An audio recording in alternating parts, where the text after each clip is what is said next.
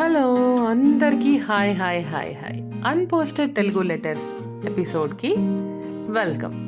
ఈరోజు ఎప్పట్లానే ఒక కొత్త పోస్ట్తో మీ ముందరికి వచ్చేసాను. చాలామంది లవ్ లెటర్స్ రాశారు, కొంతమంది ఫ్రెండ్స్ని మిస్ అవుతూ అలాంటివి వచ్చాయి. కొన్నిటిని షార్ట్ లిస్ట్ చేసి ఎంచుకున్నాం. అలాగే ఇది కూడా మీ అందరికీ వినిపించాలి అని అనుకుంటున్నాను. ఎప్పుడు చూసినా ఒకటే టైప్ ఆఫ్ ఫీలింగ్స్ ఉండవు కదా, గర్ల్ ఫ్రెండ్, బాయ్ ఫ్రెండ్, భార్యాభర్త.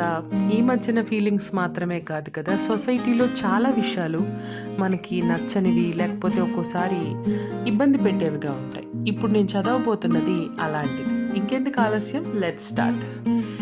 ఇది ఒక అనానిమస్ పర్సన్ రాయడం జరిగింది. ఇట్స్ అబౌట్ ఈ ఫైనల్ రిచువల్స్ అవి జరుగుతాయి కదా, ఒక మనిషి చనిపోయినప్పుడు జరిగే అంతిమ సంస్కారాలని, ఆ తర్వాత ఉన్న పరిస్థితుల్ని ఉద్దేశించి రాసినటువంటి ఒక పోస్ట్ అన్నమాట.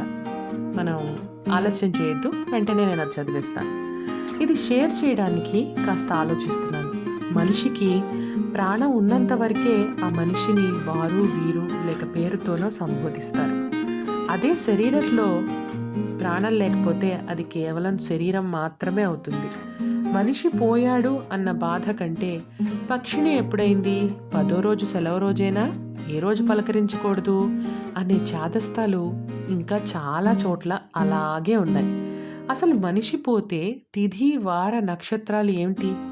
సాటి మనిషిని సమయానికి వెళ్ళి ఓదార్చాలు తప్పిస్తే సమాజంలో ఉన్న ఆచారాలు, పద్ధతులు మనిషి క్రమశిక్షణ కోసం, శుభ్రత కోసం చెప్పినవి అయి ఉండొచ్చేమో అనే ఆలోచన ఎందుకు రావట్లేదు? ఆచారం అంటే ఇదే, ఇలానే పాటించాలి, తిరిగి ప్రశ్న వెయ్యకూడదు, ఇలాంటి గుడ్డి నమ్మకాలు, మొండి వైఖరులు కంటే మానవ సంబంధాలు గొప్పవి అని అర్థం చేసుకుంటే world will be a better place.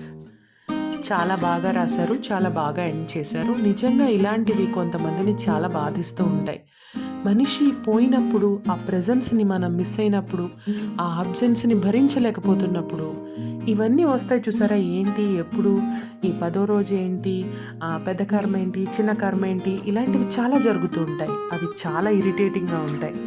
And thanks for the nice initiative. ఇలాంటివి కూడా డిస్కషన్స్లోకి రావాలి.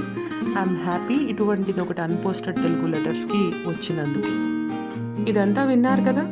మీకు కూడా ఇలాంటి ఫీలింగ్స్ ఉంటే ఆలోచించకుండా వెంటనే మాతో షేర్ చేసుకోండి.